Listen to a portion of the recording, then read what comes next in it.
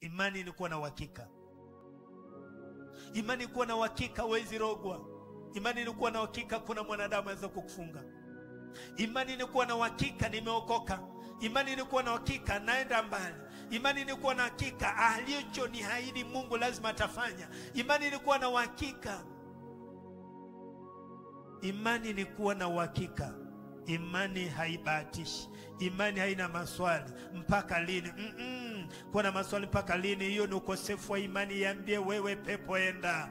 Nina uhakika na siendi kwa sababu ninaona hali ni mzuri, ama ninaona haijasema ukiona mawimbi. Sasa kuwa na imani. Ukishaona mawimbi, hiyo umejibiwa. Ukishaona mawimbi, hiyo umepata. Imani ni kuwa na uhakika vitu ambavyo havionekani, vitu ambazo tunavyovitarajia, vitu ambavyo tunavyovihitaji, vitu ambavyo hatuendi na macho, tunaenda kwa imani. Tuache maswali, tuache kujiuliza, tushike imani, tuwe na uhakika na Mungu.